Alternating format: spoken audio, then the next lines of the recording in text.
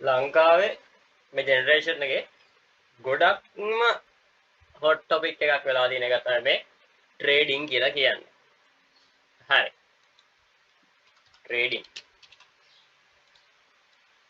සරලවම මොකක්ද මේ ට්‍රේඩින් කියලා කියන්නේ? අපේ භාෂාවෙන් කිව්වොත් එහෙම.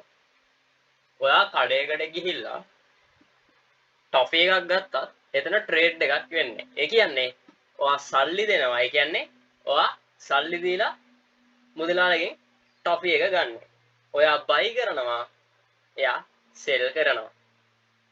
එතනත් වෙන්නේ ට්‍රේඩ් එකක්.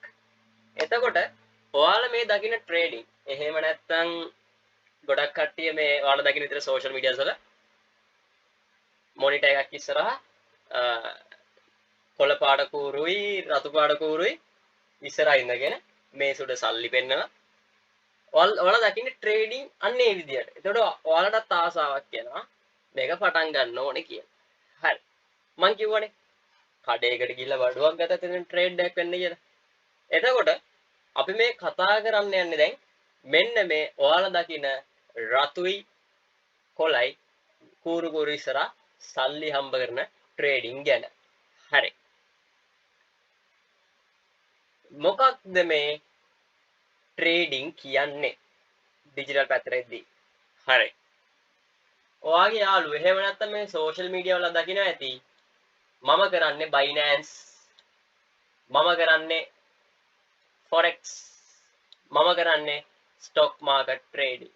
මෙන්න මේ තුන ඔයාලට ඇහිලා ඇති. හරි.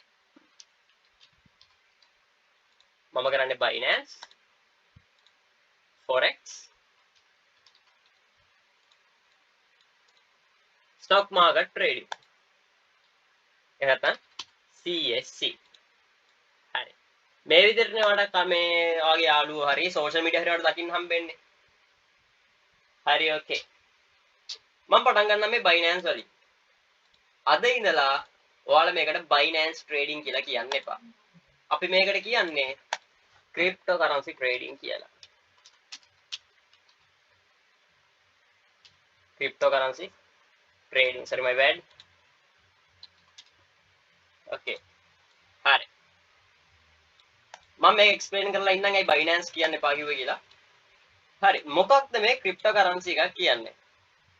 සරලවම cryptocurrency එකක් කියලා කියන්නේ අපිට අල්ලන්නත් බෑ, ඇහැට පේන්නෙත් නෑ. ඒකට වටිනාකමක් තියෙනවා. ඒකට වටිනාකමක් තියෙනවා. ඒ වටිනාකම තප්පරෙන් තප්පරේ ඒ මිල ඉහළ පහළ යනවා. අඩු වැඩි වෙනවා. හරි. එතකොට අපි ඒකට Binance කියන්නේ නැත්තේ ඇයි? Binance කියන්නේ මේ අපිට ඇහැටවත් පේන්නේ නැති අල්ලන්නත් බැරි එහෙම නැත්නම් මේ cryptocurrency exchange කරන්න තියෙන එක platform එකක් විතරයි. ඒ කියන්නේ cryptocurrencies run වෙන්නේ blockchain එකක් through. blockchain එක ඇතුලේ තියෙන්නේ. එතකොට මේ cryptocurrencies අපි trade කරන්නේ එහෙම නැත්නම් trade කරලා profit කරන ඒවා withdraw කරන්නේ මෙන්න මේ Binance කියන app එකෙන්. අපිට blockchain එක ඇතුලේ තියෙන cryptocurrencies පේන්නේ අපිට ඒ value එක දෙන්නේ ඒ name එකත් එක්ක මෙන්න මේ Binance කියන එක. මේ වගේ කිහිපයක්ම තියෙනවා exchange platforms. Bybit,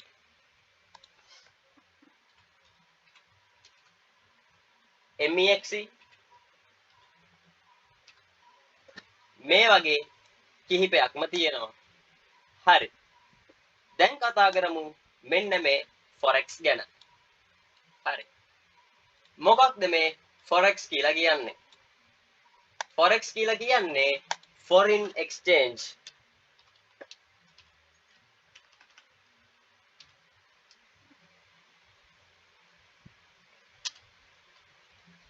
foreign exchange එකට තමයි අපි මෙන්න මේ Forex කියලා සරලවම කියන්නේ. හරි. දැන් අපිට cryptocurrencies ඇහැට පේන්නෙත් නෑ, අල්ලන්නත් බෑ. හැබැයි ඒකට වටිනාකමක් තියෙනවා. එතකොට මේ foreign exchange එක ඇතුලේ මොනවද තියෙන්නේ? හරි. ඔයා වෙන රටකට යනවා. as example ජපාන් වලට යනවා. ජපාන් වලට ගියාට පස්සේ ඔයාගේ අතට හම්බෙන්නේ මොනවද? Japanese yen. ඒකට වටිනාකමක් තියනවද? ඔව්. ඔය ඒ ජපනිස් yen එක කොළ අතින් අල්ලන්න පුළුවන්ද? ඔව්. ඇහැට පේනවද? ඔව්. ලංකාවේ සල්ලි කොලයක් අතර ගත්තොත් 5000 කොලයක් ගත්තොත් අල්ලන්න පුළුවන්ද? ඔව්. ඇහැට පේනවද? ඔව්. වටිනාකමක් තියනවද? ඔව්. අන්න ඒ වගේ මේ ෆොරින් එක්ස්චේන්ජ් එක තුළ තියෙන්නේ ග්ලෝබලි තියෙන දේවල්. එහෙම නැත්නම් මේ ලෝකේ තියෙන දේවල් මොනවාද? pairs.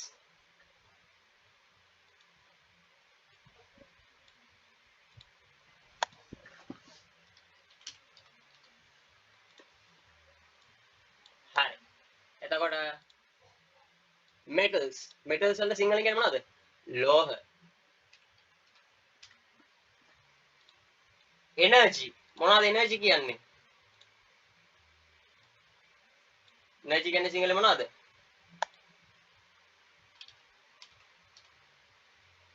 මේ energy එක තුලේ කිහිපයක්ම තියෙනවා. එකක් තමයි මම සිංහලෙන් එක්ස්ප්ලেইন කරන්න. බොර තෙල්, oil.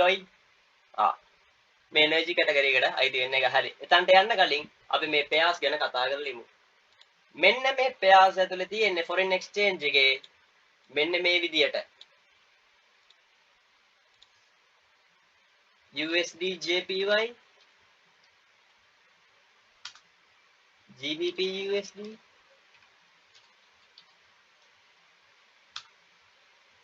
මේ වගේ සෑහෙන්න තියෙනවා.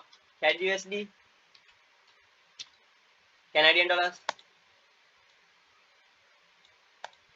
හරි. එතකොට USD කියන්නේ dollars, JPY කියන්නේ Japanese yen, GBP කියන්නේ Great British pounds, CAD කියන්නේ Canadian dollars. මේ වගේ මේ foreign exchange එකේ තියෙන්නේ අපිට ඇහැට අල්ලන්න පුළුවන් දේවල්. හරි. metals මම කියන්නේ ඉතින් metals කියන්නේ ලෝහ කියලා. මේ ලෝකේ තියෙන ලෝහ මොනවාද? වර්ග. මේන්ම වටිනාකම තියෙන දේවල්. මොනවාද? රිදි, සිල්වර්. අනිත් එක මොකද්ද? ගෝල්ඩ්. රත්තරන්. මේ වලට වටිනාකමක් තියනවද? ඔව්.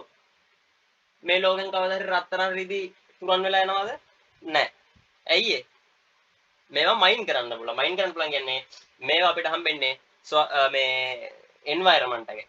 ඒ කියන්නේ පොළව යටින් අපිට මේ රත්තරන් හම්බෙන්නේ. එතකොට අපිට මේ දැන් මේ ජීවිතේ ඉන්න තාක්කල් අපිට විශ්වාස කරන්න පුළුවන්ද මේ රත්තරන් කියන එක නැති වෙයි කියලා? බැහැ. එතකොට මේ GBP නැත්තම් එහෙම නැත්තම් මේ USD ඩොලර්ස් මේ ලෝකෙන් නැතුනොත් මොකද වෙන්නේ? වර්ල්ඩ් ඉකොනොමි එකට මොකද වෙන්නේ? ඒක ඩවුන්. ඇයි ඒ? ගොඩක් ගනුදෙනු වෙන්නේ මෙන්න මේ ඩොලර් එකෙන්. එතකොට මේ ෆොරින් එක්ස්චේන්ජ් එක කවදාද කඩන් වැටෙයිද? නැහැ. එහෙම නැත්නම් මේ ෆොරෙක්ස් ෆීල්ඩ් එක කඩන් වැටෙයිද? නැහැ. හරි. එනර්ජි. බොර තෙල්. තෙල් නැතුව මේ ලෝකේ දුවන්න පුළුවන්ද? දැනට බෑ. ඉස්සරහට කියන්න බෑ. ඉස්සරහටත් බැරි වෙයි. බලමු ඉස්සරහට ඒක යාලා හදයි මේ ටෙක්නොලොජිස් එයිද කියලා. බට් දැනට බෑ. මොකද සාමාන්‍ය ගොඩක් ෆැක්ටරිස් රන් වෙන්නේ ඔයිල්. එතකොට ට්‍රාන්ස්පෝර්ට් වලට ඔයිල් යූස් වෙනවා. සෑහෙන දේවල් වලට ඔයිල් යූස් වෙනවා. එතකොට මෙන්න මේ ෆොරින් එක්ස්චේන්ජ් එකේ තියෙන්නේ මේ වගේ දේවල්. මේ ග්ලෝබලි රන් වෙන දේවල්. හරි. එතකොට දැන් මම කියවනේ ක්‍රිප්ටෝ කරන්සි එක කියන්නේ තියෙන බ්ලොක් චේන් එක ඇතුළේ අපිට ඇහැටත් පේන්නේ නැහැ, අල්ලන්නත් බෑ. හැබැයි අපිට ඒක ට්‍රේඩ් කරන්නත් පුළුවන්, අපිට ඒක බයි කරන්න පුළුවන්, සෙල් කරන්න පුළුවන්. හැබැයි ෆොරින් එක්ස්චේන්ජ් එක ඇතුළේ තියෙන දේවල් මේ ග්ලෝබලි තියෙන දේවල්. එතකොට මම මේ ෆීල්ඩ් එකට එනවා නම් ඔයා ටිකක් කල්පනා කරලා බලන්න. ඔයා තෝරගන්නේ මොන පාත් එකද කියලා. ලොන්ග් ටර්ම් කරනවා නම් ඔයා තෝරගන්නේ මොන පාත් එකද කියලා ඔයා පොඩ්ඩක් හිතලා බලන්න. හරි. ඊට පස්සේ CSC. එහෙම නැත්නම් ස්ටොක් මාකට් ට්‍රේඩින්. හරි. ස්ටොක් මාකට් ට්‍රේඩින් කියලා කියන්නේ මොකද්ද? ඒ කියන්නේ මෙතන තියෙන කොලම්බෝ ස්ටොක් එක්ස්චේන්ජ් එක අර ෆොරින් එක්ස්චේන්ජ් එක වගේ මේවල ඇතුලේ තියෙන්නේ කම්පැනිස්. ඒ කියන්නේ ඔයා ෂෙයාර්ස් ගන්න. එහෙම නැත්නම් ඔයා කම්පැනි එකකට ඔයාටම කියලා පෝර්ට්ෆෝලියෝ එකක් හදාගෙන ඔයාගේ ඉන්වෙස්ට් කරන්න ගන්නවා. හරි. එතකොට මේ ටික පැත්තකින් දාමුකෝ අපි. හරිද? මේ ටික පැත්තකින් දාමුකෝ. මේ තුනම කරන්න. හරිද? මේ ට්‍රේඩින් කියන ෆීල්ඩ් එකේ මේ තුනම කරන්න ඔයාට මොනවාද ඕන වෙන්නේ? ඔයාට ඕන වෙනවා ඇනලයිසින්.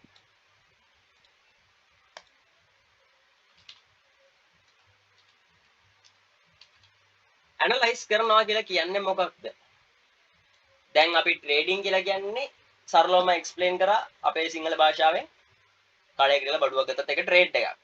බයි ඇන්ඩ් සෙල් එකක් හිතන සරල වෙන්නේ. දැන් ඩිජිටල් ට්‍රේඩින් උත් මම එක්ස්ප්ලেইন කරා. තියෙන වර්ග කිහිපය. එතකොට අපි මේ ඩිජිටල් ට්‍රේඩින් වලට එද්දී අපි මොනවද දැනගෙන ඉන්න ඕනේ? කොහොමද අපි එතනින් හරියට බයි එකක් හරි සෙල් එකක් හරි ගන්නෙ?